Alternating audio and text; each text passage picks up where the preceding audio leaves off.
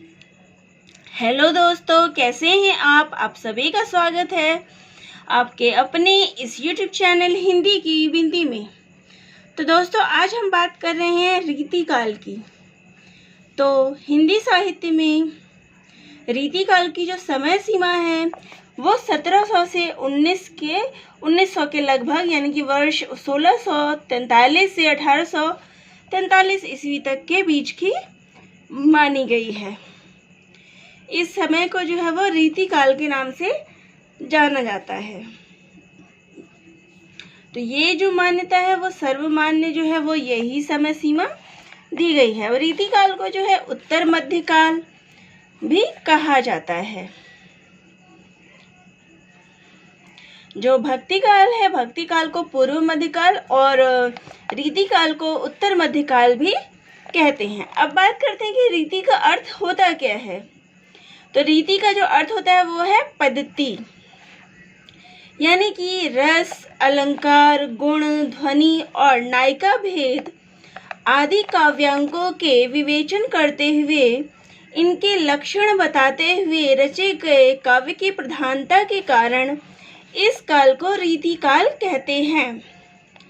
तो इस काल में जो है हमें जो रचनाएं मिलती है उसमें जो है रस, अलंकार, गुण, ध्वनि, नायिका भेद, इन सब का वर्णन मिलता है। इसमें जो है वो लक्षण ग्रंथों की प्रधानता जो है हमें देखने को मिलती है, इसलिए हम इसे रीतिकाल कहते हैं।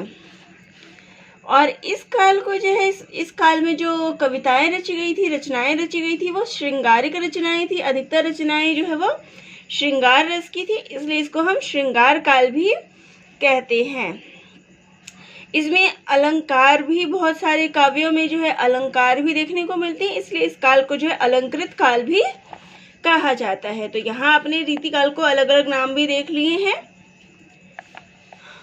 अब इस काल के प्रवर्तक कौन है। तो इस काल के जो प्रवर्तक है वो केशवदास और चिंतामणि है, लेकिन जो सर्वमान्य जिन्हें सबने माना है वो है केशवदास। तो अगर परीक्षा में पूछा जाए कि रीतिकाल के जो प्रवर्तक के रूप में, तो केशवदास का नाम आएगा। अब बात करते हैं कि रीतिकाल के जो कवि हैं उनको जो है 3 वर्गों में बांटा गया है। रीतिबद्ध कवि या रीति ग्रंथकार, रीति मुक्त एवं रीति सिद्ध कवि। तो इसके अलावा भी जो है कुछ अन्य धाराएं भी इस काल में चली थी, वो थी नीति काव्य, भक्ति काव्य एवं वीर काव्य।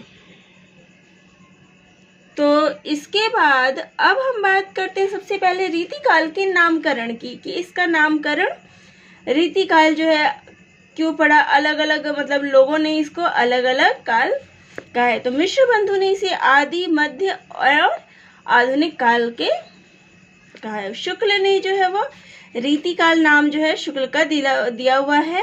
इसको जो है वो मध्यकाल भी कहते हैं, यानी कि इसमें 2 भागों में बांट दिया उन्होंने, पूर्व मध्यकाल और उत्तर मध्यकाल। बाबू श्याम सुंदर दास ने इसे रीतिकाल का नाम दिया है। मिश्र बंधु ने इसे अलंकृत काल कहा है।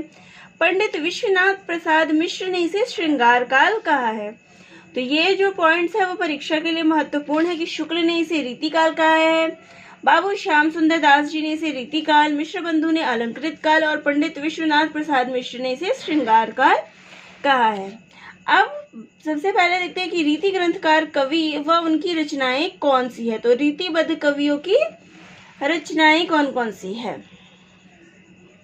तो सबसे पहले हम रीतिबद्ध या रीति ग्रंथकार कवियों को देखते हैं। तो सबसे पहला नाम जो है इसमें है केशवदास। ये रीतिकाल के प्रवर्तक कवि हैं। इनकी रचनाएं जो है वो है कवि प्रिया, रसिक प्रिया, चंद्रिका, रामचंद्रिका, विज्ञान गीता, रतन भावनी, जहांगीर जस, वीर सिंह देवचरित। और इनकी रचनाएं जो है वो ब्रज भाषा में रचित। दूसरे कवि हैं चिंतामणि, जिनका जन्म समय जो है वो 1600 से 1680-85। इनकी रचनाएं हैं कवि कल्पतरु, कवि कुल कल्पतरु, पिंगल, काव्य विवेक, काव्य प्रकाश, रस मंजरी, श्रृंगार मंजरी, रस विलास, कृष्ण चरित, कवित्व विचार, छंद विचार, पिंगल। तो इनकी भाषा भी जो है वो है ब्रज। अगले कवि हैं मतीराम। इनकी प्रमुख रचनाएं हैं ललित कलाम, छंदसार, रसराज, साहित्यसार, लक्षण श्रृंगार, मतीराम सतसई, फूल मंजरी, अलंकार पचाशिका, इनकी भाषा भी ब्रज है। अगले कवि हैं हमारे भूषण। इनकी प्रमुख रचनाएं हैं शिवराज भूषण, भूषण उल्लास, दूषण उल्लास, भूषण हजारा, शिवा बावनी और छत्रसाल दशक। और इनकी भाषा भी जो है वो है ब्रज, और ये रचनाएं जो है वो परीक्षा में अधिकतर। अब अगले कवि है भिखारी दास। इनकी काव्य रचनाएं हैं काव्य निर्णय, श्रृंगार निर्णय, रस सारांश, शतरंज शतिकर, शब्द नाम प्रकाश, विष्णु पुराण भाषा, छंदारण पिंगल।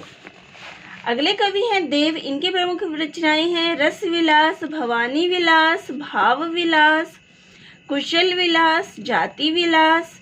तो इनकी रचनाएं मोस्टली जो है वो विलास करके है। प्रेम पचीसी, प्रेम तरंग, प्रेम चंद्रिका, काव्य रसायन, और इनकी भाषा ब्रज। पद्माकर। तो पद्माकर की जो रचनाएं हैं वो है पद्माभरण, हिम्मत बहादुर, जगत विनोद, प्रबोध पचीसी, राम रसायन, विनोद पचासा, गंगा लहरी, यमुना लहरी, इनकी भाषा ब्रज। तो इस काल की रचनाओं की जो भाषाएं थी, काव्य भाषाएं, वो ब्रज की थी। अमीर दास। इनकी रचनाएं हैं सभा मंडन, वृत्त चंद्रोदय, ब्रजराज विलास, सतसई, अमीर प्रकाश, वैद्य कल्पतरु, श्री कृष्ण साहित्य सिंधु, और इनकी भाषा भी। अगले कवि हैं श्रीपति। इनकी रचनाएं हैं कवि कुल्पतरु, कवि कल्पद्रुम, सरोज कालिका, काव्य सरोज, विक्रम विलास, अनुप्रास विनोद, अलंकार गंगा। अगले कवि हैं कुलपति मिश्र। इनकी रचनाएं हैं संग्राम सार, रस रहस्य, नख शिख, द्रोण पर्व, मुक्ति तरंगिनी। अगले कवि हैं सोमनाथ। इनकी रचनाएं हैं रस पीयूष नदी, सुजान विलास, श्रृंगार विलास, पंचाध्यायी, श्री कृष्ण लीलावती और माधव विनोद। अगले कवि हैं निहाल कवि। इनकी रचना है साहित्य शिरोमणि, तोष। इनकी रचना है सुधा निधि, सुखदेव मिश्र, रसायनम, जसवंत सिंह, भाषा भूषण, दूल्ह, कवि कुल्प, कंठाभरण, रस रूप, तुलसी भूषण।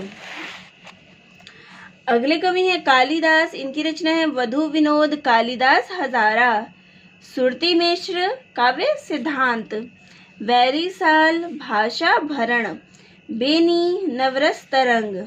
अगले कवि हैं रसिक गोविंद। इनकी रचना है रसिक गोविंदानंद घन। अगले हैं प्रताप शाही। इनकी रचना है व्यंग्यार्थ कौमुदी। अब है रीति के लक्षणबद्ध कवियों के उपजीव्य संस्कृत ग्रंथ हैं काव्य प्रकाश, साहित्य दर्पण, रसमंजरी, चंद्रालोक और कुवलया। अब बात करते हैं रीति सिद्ध कवि के बारे में। अभी हमने रीतिबद्ध कवि पढ़ा है, अब है रीति सिद्ध कवि। तो रीति सिद्ध कवि उन कवियों को कहा गया है जिनका काव्य के शास्त्रीय ज्ञान से तो आबद्ध थे, लेकिन वे लक्षणों के चक्कर में नहीं पड़े। तो रीतिबद्ध कवि वे थे जिनकी रचनाएं जो है वो लक्षण ग्रंथों की उन्होंने रचनाएं की है। काव्य रचना जो है उन्होंने लक्षण अनुसार, रीति के अनुसार रीति में बंधे हुए थे। और जो रीति सिद्ध थे उनको ज्ञात तो था इन लक्षणों का, काव्य लक्षणों का, लेकिन उनकी रचनाएं जो थी वो इनसे संबंधित नहीं थी। तो इसमें जो सर्वप्रथम मुख्य कवि हैं वो है बिहारी। बिहारी रीति काल के सर्वाधिक लोकप्रिय कवि हैं। बिहारी की एक ही रचना मिलती है, वो है बिहारी सतसई। सतसई का शाब्दिक अर्थ होता है 700। तो यहाँ है कि बिहारी सतसई में कितने दोहे हैं, तो बिहारी सतसई में 700 दोहे हैं। और बिहारी जो थे जयपुर के महाराज जयसिंह के दरबारी थे। तो रीतिकाल के अधिकतर कवि जो है किसी न किसी आश्रयदाता के यहाँ रहते थे। तो ये जो थे महाराज जयसिंह के यहाँ रहते थे। इनकी प्रमुख जो कथन है वो है नहीं पराग नहीं मधुर मधु, नहीं विकास इही काल, अली कली की सो बधियो, आगे कौन हवाल। तो इन्होंने जो है प्रेम, विरह, भक्ति भाव, दर्शन आदि जो है इसमें मिलता है। राजनीति, दर्शन, नीति के विचार भी मिलते हैं। इसके अलावा हमें इसमें भक्ति की व्यंजना भी उनकी रचनाओं में मिलती है। अब रीति सिद्ध कवि एक तो बिहारी है उनकी रचना हो गई बिहारी सतसई। इसके अलावा जो अन्य कवि हैं वो है मतीराम, इनकी रचना है मतीराम सतसई। भूपति, भूपति सतसई। हठी जी, श्री राधा सुधा शतक। ग्वाल कवि, कवि हास हृदय विनोद।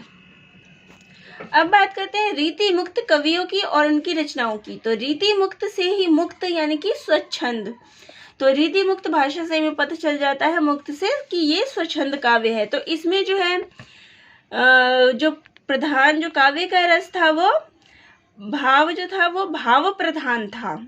बाकी जो थे वो रीतिबद्ध जो थे वो रीति में बंधे हुए थे, लेकिन जो रीति सिद्ध थे उनको ज्ञान था, उन्होंने कुछ रचनाएं उसमें भी की है, रीति से बंधे हुए थे। लेकिन जो रीति मुक्त थे वो बिल्कुल ही रीति से जुड़े हुए नहीं थे, वो उन्होंने काव्य जो है अपने हृदय से लिखी है। तो इसमें शारीरिक वासना की गंध नहीं, वरन हृदय की अतृप्त पुकार है। तो उनके हृदय से जो भी बात निकली है उन्होंने स्वतः ही लिख डाली है। राधा और कृष्ण की लीलाओं के गान के बहाने नहीं, बल्कि सीधे साधे रूप में व्यक्तिगत रूप की स्पष्ट अभिव्यक्ति की है।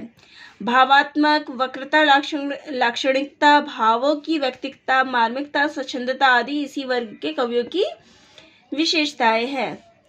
इस वर्ग के कवियों में जो मुख्य है वो है घनानंद, आलम, बोधा और ठाकुर। घनानंद की रचनाएं हैं सुजान सागर, विरह लीला, कोक सागर, रसकेली बली, कृपा कांड और इश्कलता। आलम की रचनाएं हैं आलम केली, सुदामा चरित, श्याम सनेही, माधव नल, काम कंदला। बोधा की रचनाएं हैं विरह वारिश और इश्क नामा। तो यहाँ घनानंद की रचना में इश्कलता मिलती है और बोधा की रचना इश्कनामा, ये ध्यान रखने की जरूरत है। ठाकुर की एक ही रचना मिलती है, वो है ठाकुर ठसर। तो दोस्तों ये था रीतिकाल का संपूर्ण परिचय, रीतिकाल की परिभाषा, उसके कवियों का परिचय, रीति सिद्ध, रीति मुक्त और रीतिबद्ध कवियों का परिचय और उनकी रचनाओं का परिचय। तो आप सभी को कैसा लगा कमेंट बॉक्स में ज़रूर लिख के बताइएगा। अगर आप चैनल पे नए हैं तो चैनल को सब्सक्राइब ज़रूर करिएगा और इसी प्रकार से नए नए वीडियो देखने के लिए चैनल को लाइक, शेयर और सब्सक्राइब ज़रूर करिएगा। तो दोस्तों आप सभी का बहुत बहुत धन्यवाद।